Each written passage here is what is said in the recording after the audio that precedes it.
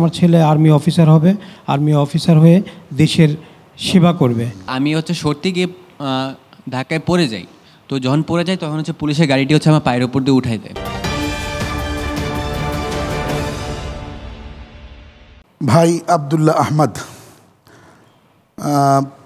কি পড়াশোনা চলছে? আসসালামু আলাইকুম রহমতুল্লাহ। আমি আদমজি ক্যান্টনমেন্ট কলেজের ইন্টার সেকেন্ড ইয়ারের স্টুডেন্ট। শুরুতেই তোমার কাছে জানতে চাই, তুমি কিভাবে ইনভলভ হলে এই আন্দোলনের সাথে? ফার্স্টে তো যখন মেইনলি কোটা আন্দোলন শুরু হলো তখন আমার মাথায় আসলো যদি কোটাটা না থাকে ভবিষ্যতে তাহলে আমার নিজেরও চাকরির ব্যাপারে অনেক সমস্যার সম্মুখীন হতে হবে। তো এই জন্য প্রথমে আমাদের এক্সাম চলতেছিল ফার্স্ট ইয়ারের ফাইনাল এক্সাম। তো 17 জুলাই আমার কয়েকজন ফ্রেন্ডরা কলেজের এক্সাম দিয়ে ওরা বের হয়ে যায় আন্দোলনে। তো আমি 17 তারিখ বের হতে না পারায় আমার মনের মধ্যে একটি অনুতপ্ত হয় যে আমি কেন গেলাম না আন্দোলনে, আমার যাওয়া উচিত।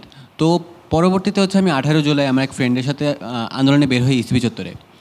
তো প্রথমত মেনলি কোটা আন্দোলনের জন্য বের হই।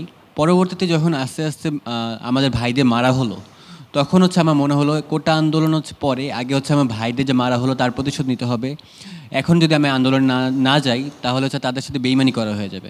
এরই জন্যে আমি আগস্ট মাসের 2 তারিখ 3 তারিখ এবং 4 তারিখ আবারও পুনরায় আন্দোলনে যুক্ত হই। কবে শুরু করলে? আমি শুরু করেছিলাম 18 জুলাই। 18 জুলাই। কোথায় পড়ো তুমি? আমি আদমজি ক্যান্টনমেন্ট কলেজে ইন্টার সেকেন্ড ইয়ারে পড়ি। আচ্ছা, বন্ধুরা শহীদ হচ্ছে, তুমি অনুপ্রাণিত হলে? জি অবশ্যই। আচ্ছা, তারপরে বলো কি হলো? পরবর্তীতে 2, 3 এবং 4 আগস্ট আমি ইসিবি চত্বরে ছিলাম। 4 আগস্টে ইসিবি চত্বরে যখন ছিলাম তখন সেখানে তেমন কোনো গ্যাঞ্জাম হয়নি। তো আমি খবর পাই যে মিরপুর 10 নম্বরে অনেক বেশি গ্যাঞ্জাম হচ্ছে এবং পুলিশরা গোলাগুলি করতেছে। তো আমি ভাবলাম আমার এক ফ্রেন্ডরা সহ যে এখানে যেহেতু কোনো ধরনের সমস্যা হচ্ছে না, মিরপুর 10 নম্বরে যেহেতু অনেক ধরনের সমস্যা হচ্ছে তাহলে আমাদের সেখানে যাওয়া উচিত। তো তারই জন্য তখন আমি মিরপুর 10 নম্বরের উদ্দেশ্যে বের হই। তো মিরপুর 10 নম্বরের উদ্দেশ্যে যখন বের হই তখন সেখানে অনেক স্টুডেন্টরা ছিল, বিভিন্ন ধরনের ইউনিভার্সিটিস, কলেজ এবং স্কুলের স্টুডেন্টরা ছিল এবং সাথে ছিল ছাত্রলীগের নেতারা এবং পুলিশরা। তো এক পর্যায়ে ছাত্রলীগের কয়েকজন স্টুডেন্টের উপরে হামলা করে। তো স্টুডেন্টরা ট্রিগার্ড হয়ে পাল্টা আক্রমণ যখন করে তখন পুলিশের যে গাড়িগুলো ছিল কাভার্ড ভ্যান সেগুলো ফুল স্পিডে রিভার্সে নেয় বাঁচার জন্য। তো আমি তখন যেহেতু 10 নম্বর উদ্দেশ্যে বের হই 13 নম্বর পার হয়েছিলাম এবং আন্দোলনের সাথে যুক্ত হইতে চেয়েছিলাম। তো তখনই আমি। তুমি কি কোনো ছাত্র সংগঠন করতে? না, আমি কোনো ছাত্র সংগঠন করতাম না। মানে তুমি জাস্ট দেশাত্মবোধ এবং তোমাদের ভবিষ্যৎ ভাবনা এবং নিজের থেকে অনুপ্রাণিত হয়েছো? জি, আমি মেইনলি দেশাত্মবোধ এবং আমার ভাইদের যে মারা হলো এবং আমাদের যে বৈষম্য যে করা হচ্ছে বিভিন্ন ধরনের চাকরি বাকরি বা যে কোনো ধরনের পর্যায়ে, এই জন্য আমি মূলত আন্দোলনে যাই। তো 4 আগস্টে আমি যখন 13 নম্বর পার হই তখন দেখতেছি যে একটা পুলিশের যে গাড়ি ছিল সেটা ফুল স্পিডে রিভার্সে নিতেছে। তো আমি সত্যি গিয়ে ঢাকায় পড়ে যাই। তো যখন পড়ে যাই তখন পুলিশের গাড়িটি আমার পায়ের উপর দিয়ে উঠাই দেয়। আমি সাথে সাথে ওইখানে সেন্সলেস হয়ে যাই। আমার কয়েকজন ফ্রেন্ডরা মিলে আর ওইখানকার স্থানীয় লোকরা মিলে আমাকে একটা প্রাইভেট হসপিটালে ভর্তি করে। পরবর্তীতে 7 আগস্টে আমাকে নিটোর হসপিটালে ভর্তি করা হয় এবং আমি 7 আগস্ট থেকে বর্তমান পর্যন্ত নিটোর হসপিটালে ভর্তি রয়েছি। একজন গাজীর বাবা হিসেবে আপনার অনুভূতি, যদিও আপনার সন্তানকে নিয়ে আপনি অনেক স্বপ্ন দেখেছেন, যে সন্তানকে নিয়ে সব বাবারাই স্বপ্ন দেখে, তো এখন সেই স্বপ্নের যাত্রাপথে আপনার ছেলে পঙ্গু, আপনার অনুভূতি বা কি, বা আপনি কেমন ফিল করছেন? আমরা তো আপনার সন্তানকে এই যুদ্ধের গাজী মনে করি, বাংলাদেশ তাই মনে করে। আসসালামু আলাইকুম রহমতুল্লাহি ওয়া বারাকাতুহু। সবাইকে রমজানের শুভেচ্ছা। আমার ছেলে আব্দুল্লাহ আহমদ আদমজি ক্যান্টনমেন্টের দ্বাদশ শ্রেণীর ছাত্র, এবার এইচএসসি পরীক্ষার্থী। 26 জুন থেকে ফাইনাল পরীক্ষা শুরু হবে, সবার কাছে দোয়া চাই।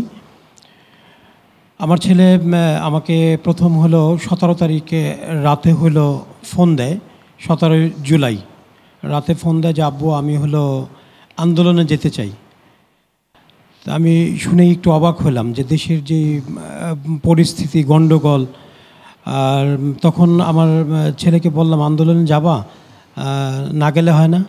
তখন আমার ছেলে বলল যে দেখো আব্বু, এটা একটা যৌক্তিক আন্দোলন, এই আন্দোলনে আমার যে সহপাঠীরা আছে তারাও যাবে, আর এই আন্দোলনে যদি আমরা না যাই কারো না কারো হলো যেতে হবে এই আন্দোলনে, তা না হলে এই দেশটা হলো দুর্নীতিমুক্ত হবে না, এই দেশ বৈষম্য দূর হবে না। আর আমার আন্দোলনে অবশ্যই যাওয়া উচিত, এখন তোমার অনুমতির অপেক্ষায়। তা আমি বললাম আলহামদুলিল্লাহ, তুমি এই আন্দোলনে যেতে চাও যাও, তবে হলো সাবধানে থেকো।